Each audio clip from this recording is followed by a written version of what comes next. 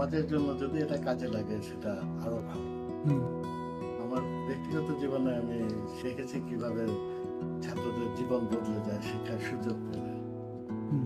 তো এই ফান্ডটা গঠন করার উদ্দেশ্য শিক্ষাকে আরো প্রসার করা, যাতে কেউ পিছিয়ে না পড়ে অর্থের অভাবে, তাদেরকে যতটুকু সম্ভব সাহায্য করা।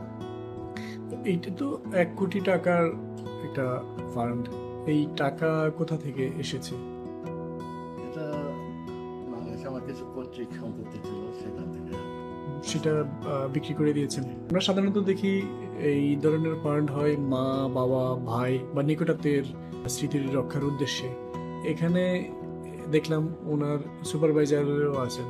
তো ছাত্র কেন্দ্রিক অনেক সময় অনেক উদ্যোগ হয় বা হুম। শিক্ষক কেন্দ্রিক, হুম, কিন্তু আমি নিজ চোখে দেখেছি কিভাবে ছাত্র শিক্ষক সম্পর্কটা জীবনকে চেয়ে ভালোর জন্য বদলে দিতে পারে। হুম, সেখান থেকে আমার মনে হচ্ছে সেই লাইফ লং রিলেশনশিপ যেটা হতে পারে ছাত্র এবং শিক্ষকের মধ্যে, হুম, সেটাই যদি ধরে রাখা যায় আমার ভাইয়ের স্মৃতির সঙ্গে, এবং সেই সঙ্গে তার সুপারভাইজার জন ট্যালেন্টের নামটা যদি রক্ষা করা যায়, হুম, সেখানে ছাত্র শিক্ষক কেন্দ্রিক একটা অবদান তৈরি হবে।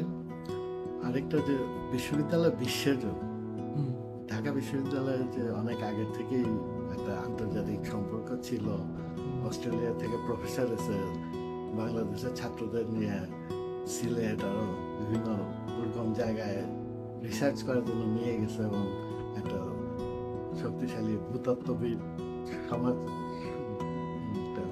কমিউনিটি গড়ে তুলেছে। হুম।